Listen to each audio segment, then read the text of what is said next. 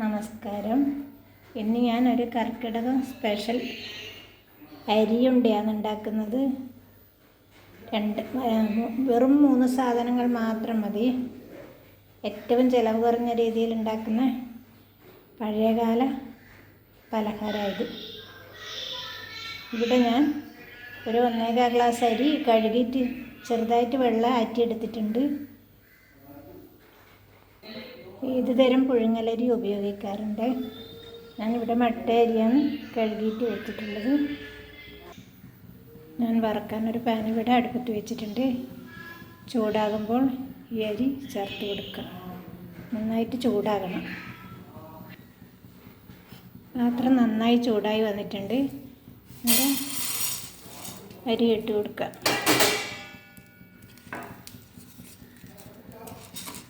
ഇനി ഇളക്കി കൊടുത്തുകൊണ്ടിരിക്കണം. തീ കുറക്കാൻ പാടില്ല. തീ കുറച്ചാൽ പൊട്ടില്ല, പൊരിഞ്ഞ് വരില്ല. ഈ അരി 2 പ്രാവശ്യമായിട്ട് വറുത്തെടുത്താൽ നല്ലോണം പൊരിഞ്ഞ് കിട്ടും. ഞാൻ എളുപ്പത്തിന് വേണ്ടിയാണ് ഒന്നിച്ച് ചെരിഞ്ഞത്. ഇങ്ങനെ ഉണ്ടാക്കുന്ന ഉണ്ടാണ് നമ്മുടെ നാട്ടിൻപുറങ്ങളിൽ മുമ്പെല്ലാം ഈ കല്യാണം കഴിഞ്ഞ പെൺകുട്ടികൾ കർക്കിടക മാസത്തിൽ സ്വന്തം വീട്ടിൽ കുറച്ച് ദിവസം താമസത്തിന് വരും. നമ്മുടെ നാട്ടിൽ നിൽക്കാൻ വരുവാന്ന് അറിയാം. എന്നിട്ട് പിന്നീട് ഭർത്താവിൻ്റെ വീട്ടിലേക്ക് പോകുന്ന സമയത്ത് ഉണ്ട കൊണ്ടുപോകണം എന്നൊരു നിർബന്ധം ഉണ്ടായിരുന്നു. അതില്ലാതെ പോയാലൊരു കുറച്ചിലായിരുന്നു ആ കാലത്ത്. ഇപ്പം അതൊന്നുമില്ല. ഇത് എളുപ്പത്തിൽ ഉണ്ടാക്കാൻ പറ്റുന്ന ഏറ്റവും ചിലവ് കുറഞ്ഞ കർക്കിടക മാസത്തിലെല്ലാം മുമ്പ് ദാരിദ്ര്യമല്ലേ, ആ സമയത്ത് വെളിച്ചെണ്ണയൊന്നും വേണ്ട. കുറച്ച് തേങ്ങ, വെല്ലം, അരി അത്രയും വേണം. അതുകൊണ്ട് ഇതാണ് സാധാരണക്കാർ ഉണ്ടാക്കി കൊണ്ടുപോയിരുന്നത്.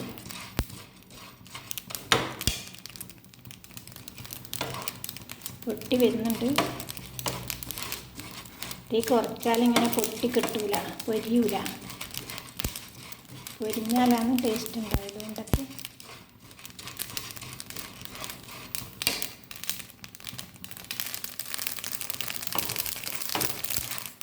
കൈവെക്കാതെ ഇളക്കി കൊടുക്കണം.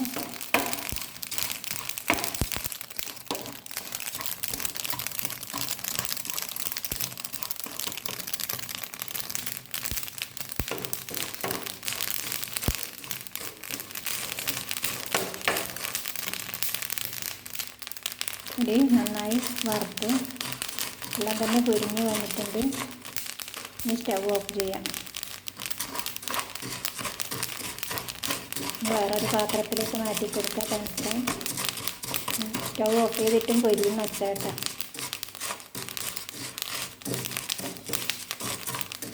കുറച്ച് സമയം ഇളക്കി കൊടുക്കുന്നത്.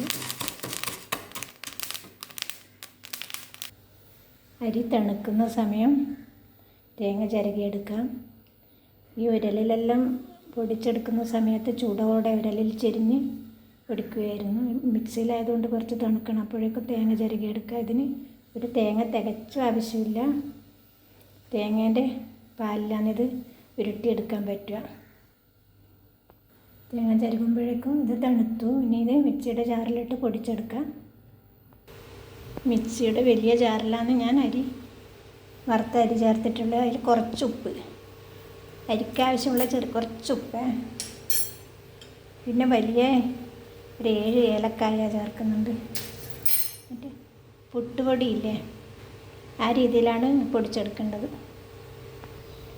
ഞാനിവിടെ 3 അണി വെല്ലെടുത്തിട്ടുണ്ട്. 1 ചെറുതുണ്ട്, വലുത്. നല്ല മധുരം വേണ്ടവർക്ക് വലുതന്നെ 3 അരിയോ എടുക്കുക. തേങ്ങ ഉരലിലെല്ലാം ഇടിക്കുന്ന സമയത്ത് ചൂടാക്കലൊന്നുമില്ല. ഉരൽ ഇതിൻ്റെ ജലാംശം വലിച്ചെടുക്കുമല്ലോ. ഇപ്പം സൂക്ഷിച്ച് വെക്കാനാണെങ്കിൽ 2-3 ദിവസത്തേക്ക് സൂക്ഷിച്ച് വെക്കാനാണെങ്കിൽ ചെറിയ ചൂടാക്കണം തേങ്ങ. അല്ലെങ്കിൽ പെട്ടെന്ന് ഉപയോഗിക്കാനാണെങ്കിൽ പച്ചത്തേങ്ങ മിക്സിയിൽ അതേപോലെ ഇട്ടിട്ട് ഇടിച്ചെടുത്താൽ മതി. ഞാനിപ്പോൾ ഇതേപോലെ ഇടിച്ചെടുക്കാനാണ് ഉദ്ദേശിക്കുന്നത്. അധികമൊന്നും ഇല്ലല്ലോ, കുറച്ചല്ലേ. വെള്ളം ചെറുതായിട്ട് നുറുക്കിയെടുത്തു. ഇനി ഉണ്ടല്ലോ അരിപ്പൊടി തന്നെയാണ് ഈ ജാറിൽ അടിയിൽ വേണ്ടത്. ഇതിൻ്റെ മീതെ ഞാൻ തേങ്ങ പിന്നെ വെള്ളം ചേർത്ത് കൊടുത്തിട്ട് ഒന്ന് ഇടിച്ചെടുക്കുക ചെയ്യാം. ഇത് ജാറിൽ അടിയിൽ അരിപ്പൊടി, മേലെ തേങ്ങ, അതിൻ്റെ മീതെ വെള്ളം. ഇനിയാണ് അടിച്ചെടുക്കാൻ പോകുന്നത്. ഇതുപോലെ ആയിട്ടുണ്ട്. നന്നായിട്ട് ഇടിഞ്ഞില്ല. ഇനി ഒന്നിങ്ങനെ ഇളക്കിയിട്ട് ഒന്നുകൂടി അടിച്ചുകൊണ്ടിരണം. കുഴക്കേണ്ട പാകത്തിൽ, ഉരുട്ടിയെടുക്കേണ്ട പാകത്തിൽ അരച്ചെടുക്കണം. വെള്ളമൊന്നും ചേർക്കരുത്. ഇനി ഒന്നുകൂടി അടിച്ചെടുക്കാം. ഉണ്ട നന്നായി ഇടിച്ചെടുത്തിട്ടുണ്ട്.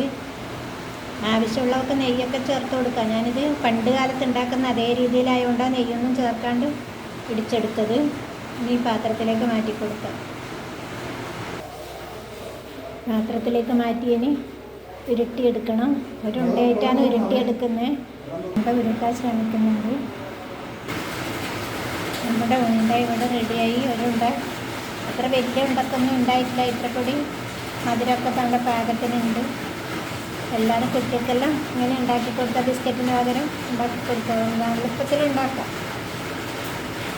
എല്ലാവർക്കും ഇഷ്ടപ്പെടുമെന്ന് കരുതുന്നു.